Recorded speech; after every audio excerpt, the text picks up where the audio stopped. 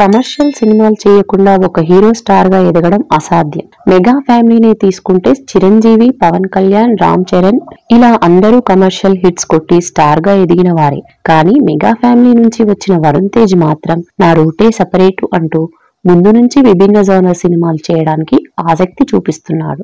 అదే వరుణ్ కొంపముంచింది. ఇప్పటికైనా అతను మారాలనే అభిప్రాయాలు వ్యక్తమవుతున్నాయి. 2014లో వచ్చిన ముకుంద సినిమాతో హీరోగా పరిచయమైన వరుణ్ తేజ్ మొదటి నుంచి ప్రయోగాలకు పెద్దపీట వేస్తూ సినిమాకి వైవిధ్యం చూపించాలని ప్రయత్నిస్తున్నాడు.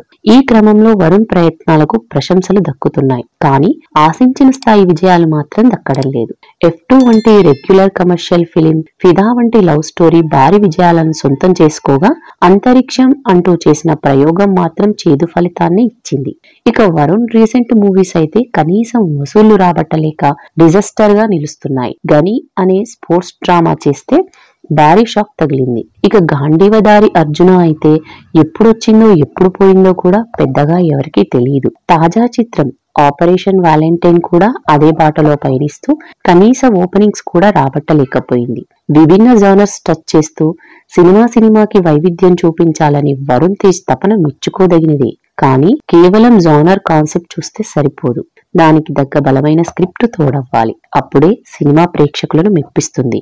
ఓపెనింగ్స్ వీక్ గా ఉన్న పాజిటివ్ టాక్ తోనైనా చెప్పుకోదగ్గ వసూళ్లు వస్తాయి.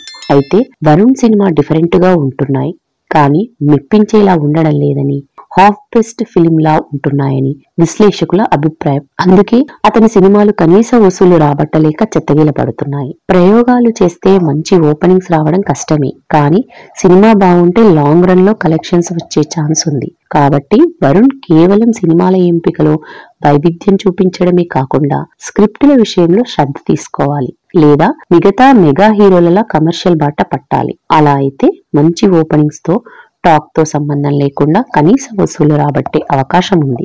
ఏది ఏమైనా వరుణ్ అయితే మారాల్సిన సమయం వచ్చింది. ఒకటి, తన బాటలోనే పయనిస్తూ స్క్రిప్టుల విషయంలో మరింత శ్రద్ధ తీసుకోవాలి. లేదా కమర్షియల్ బాట పట్టాలి.